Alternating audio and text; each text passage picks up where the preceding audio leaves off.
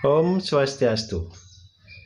Para sahabat Hindu menjawab, hari ini saya akan menjawab satu pertanyaan, yaitu, Kak, tolong ceritakan kisah Maharsi Vyasa dalam menyusun Mahabharata. Mahabharata adalah sebuah epos yang sangat terkenal, yang menceritakan tentang kisah para keturunan Bharata, yaitu Kurawa dan Pandawa, yang kemudian terjadi sebuah peperangan besar, yaitu Bharatayuddha. Oleh Resi Vyasa, lalu kemudian cerita itu dihimpun dan ditulis dalam sebuah epos Mahabharata. Oleh karena itu, teman-teman semua, para sahabat, mari kita simak cerita tentang Resi Vyasa dalam menyusun kisah Mahabharata ini. Namun sebelumnya, untuk mendukung channel ini, kami persilahkan untuk subscribe, like, dan share. Maharsi Vyasa atau Bhagawan Vyasa, atau kenal juga Krishna Dwipayana, terkenal pula dengan nama Weda Vyasa, karena dengan kekuatan tapasamadinya beliau menerima wahyu dari Sang Hyang Widi dan menyusunnya dalam Caturveda, kitab suci agama Hindu, yaitu Rigveda, Yajurveda, Samaveda, dan Atharvaveda.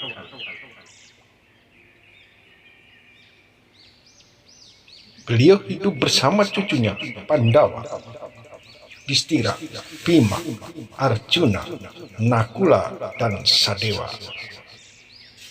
Juga para Satus Kurawa, anak Drestarashtra, Duryudana, Dursasana, dan lainnya.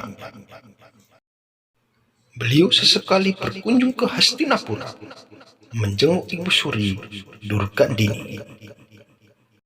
Sebelum, sesaat, atau setelah Perang Mahadasyat, Bharatayuddha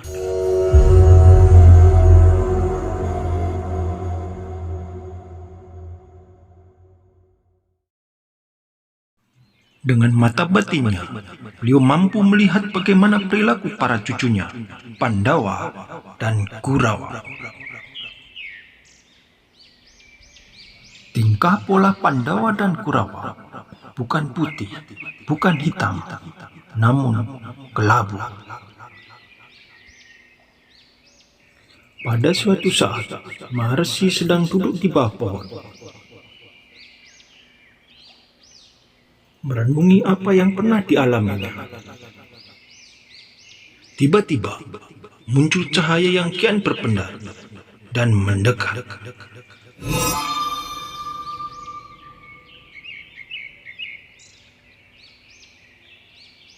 Maharsi tertegun.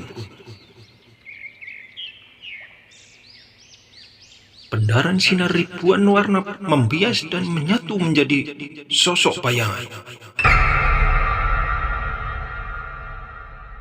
Biasan warna menjadi bundar, sempurna, menyilaukan mata. Makin lama, semakin dekat, dan jelas ribuan cahaya menyilaukan itu adalah Dewa Brahma. Om Swastiastu. Hamba mengaturkan Angayubhagya atas perkenan Paduka muncul di hadapan hamba. Maafkan karena kebodohan, hamba tidak tahu siapa yang kira bisa menyajikan dalam bentuk syair.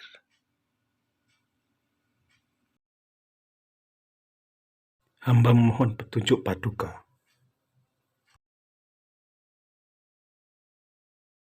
Baiklah Maharsi, aku sudah tahu karya sastramu dalam bentuk syair akan menjadi wiracarita yang besar. Karena itu, kerjakan apa yang menjadi keinginanmu. Mintalah Dewa Ganesha untuk menuliskannya. Setelah menggosokkan tangan, Dewa Brahma memberi Sang Maharsi sebuah pena emas.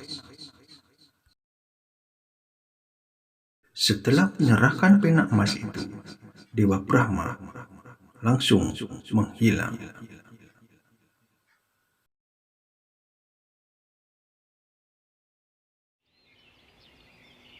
Setelah menyampaikan salam, lalu Maharsi memusatkan pikiran pada Dewa Ganesha.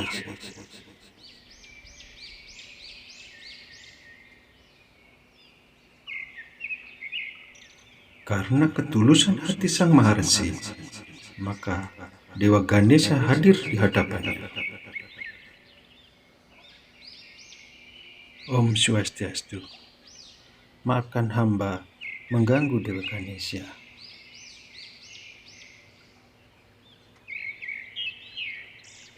Aku merestuimu, Maharsi. Apa yang engkau inginkan?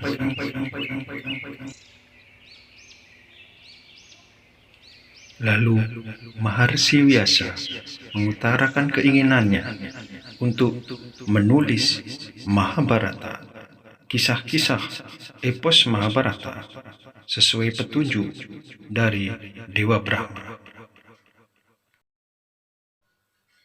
Baiklah, kalau demikian titah Dewa Brahma, hamba mau menulis asal Maharsi, menguraikan tanpa putus-putus.